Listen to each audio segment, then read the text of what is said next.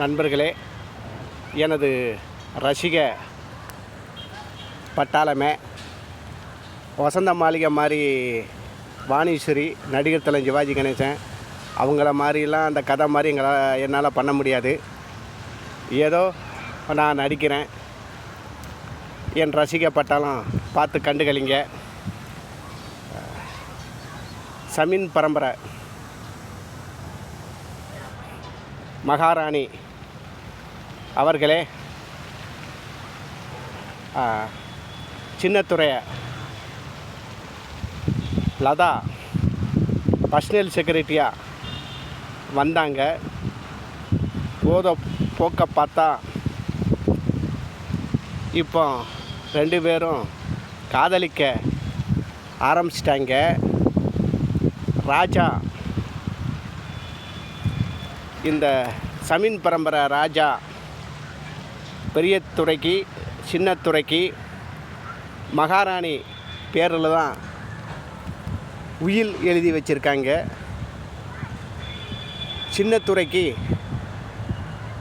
பல கோடி ரூபா பல சொத்துக்கு பெரிய சமீன் பரம்பரையில் சின்னத்துறைக்கு கல்யாணம் பண்ணால் தான் நம்ம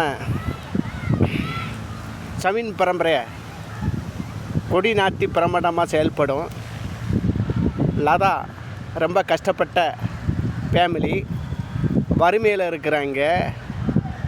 இப்போ சின்னத்துறையுடைய நடை உடை செயல் மொத்தமாக மாறிடுச்சு. இந்த சமீன் பரம்பரையில் மகாராஜா தகப்பனார் மகாராணி பேரில் உயில் எழுதி வச்சுருக்காங்க. அவங்க கண்ணுக்கு பிறகு பெரிய துறைக்கும் சின்னத்துறைக்கும் உயில் எழுதணும்.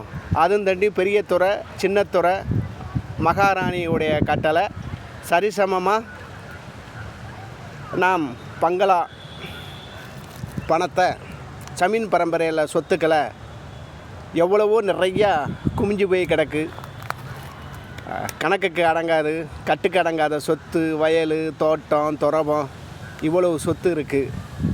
அதனால் இப்படியே சின்னத்துறையை விட்டோம்னா, நேற்று கொஞ்ச நாளில் பர்சனல் செக்ரட்டரியாக வந்தால் 4 இடைவில் சின்னத்துறையை காதலிக்க ஆரம்பிச்சிட்டா. கல்யாணம் வரைக்கும் போயிருச்சுன்னா நம் பூர்வீக சொத்து சமீன் பரம்பரை சொத்து லதா கைக்கு போயிடும். அதனால் இவ்வளோ தூரம் அவங்கள வளர விட்டது மகாராணி அவர்களே, அது நம்ம தப்பு தான். அதனால் இந்த சமீன் பரம்பரையை விட்டு, இந்த அரண்மனையை பங்களாவை விட்டு அவங்கள வெளியே அனுப்பணும். நீ ஒன்றுமே பேசக்கூடாது, மௌனமாயிரு. மற்ற வேலைகளை நான் பார்த்துக்கொள்கிறேன்.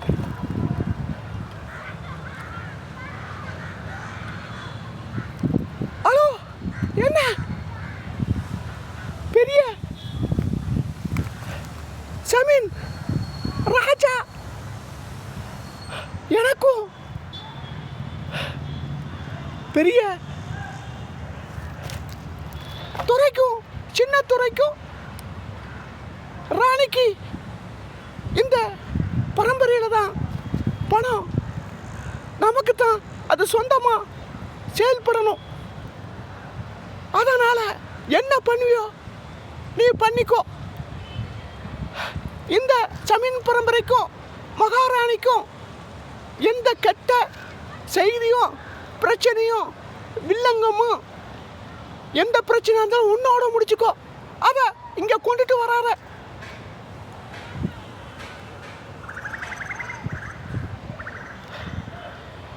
பெரிய துறை அவங்கள உங்க பொறுப்புல நான் ஒப்படைக்கிறேன்.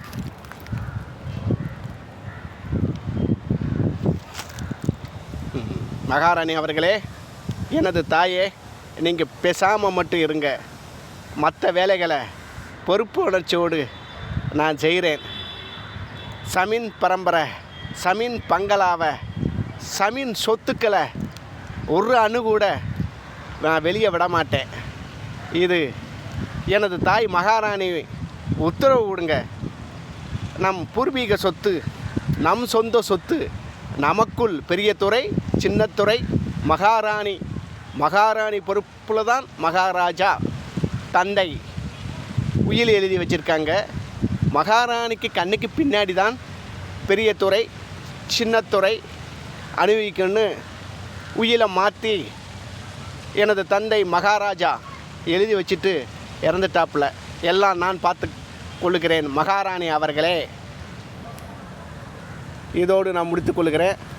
லைக் பண்ணுங்கள், ஷேர் பண்ணுங்கள், கமெண்ட் பண்ணுங்கள். தப்பு தவறு ஏதாவது இருந்தால் உங்கள் குடும்பத்தில் ஒருவனை எத்தனை மன்னிச்சுக்கோங்க. வாழ்க, நம் அனைவரும் சேர்ந்து ஒன்றாக சேர்ந்து வாழ்க வளமுடன். நான் வறுமை கோட்டுக்களை கீழே தான் இருக்கிறேன். நம்மளை ப்ரோக்ராம் எல்லாமே வந்து பார்க்குறீங்க.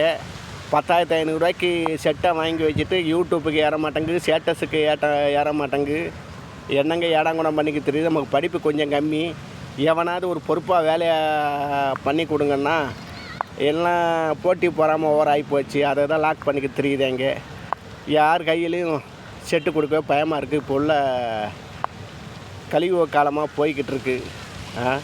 என்னால் முடிஞ்ச அளவுக்கு நான் ப்ரோக்ராம் எடுக்கிறேன். இதை யார் யார் பார்க்கீங்களோ, யார் யார் கண்டுகளிக்கீங்களோ, தூதுவர் இருக்கீங்க, எல்லா மொழியிலும் ட்ரான்ஸ்ஃபர் பண்ணி எடுத்து சொல்லுங்கள். விளையாட்டுக்காரர்கள் இருக்கீங்க, எவ்வளவோ அதிகாரிலாம் இருக்கீங்க, பார்த்து செயல்படுங்க, வெற்றி பெற செய்யுங்க. நாம் அனைவரும் சேர்ந்து உலகம் மக்கள் எல்லாருமே சேர்ந்து வாழ்ந்து கொண்டே இருப்போம். இனம் பெரியாத நம்ம ஒரு ஃப்ரெண்ட்ஸாக ஒரு உலகத்தில் உள்ள எல்லா மாநில பிரிவோடு இணைஞ்சு வாழ்ந்து கொண்டே இருப்போம். வாழ்க வளமுடன். உலகம் முழுவதும் சனங்களும் எல்லாரும் சேர்ந்து வாழ்வோம். முடித்து கொள்ளுகிறேன் ப்ரோக்ராமை. எனது பேர் எம் பாலசுப்ரமணியன். நான் எஸ்எம்எல், ஒரு ஆர்டிஸ்ட், நடிகர். 22 வயசுலேருந்து அப்படியே நடிச்சுக்கிட்டே வாரேன். மக்களே, ரசிக பட்டாளமே, என்றென்றும் எப்பொழுதும் இப்பொழுதும் கண் இருக்கந்தடியும் உலகம் முழுவதும் சனத்தோடு வாழ்ந்து கொண்டே இருப்போம். ஏன்னா உங்கள்கிட்ட அதிகமாக நான் ரொம்ப பழகிட்டேன். விட்டு செல்ல போவதுக்கு விருப்பம் இல்லை. அதனால் அப்படி பேசிக்கிட்டே இருக்கேன். ரொம்ப அதிகமாக பேசி சாரி மன்னிச்சுக்கோங்க.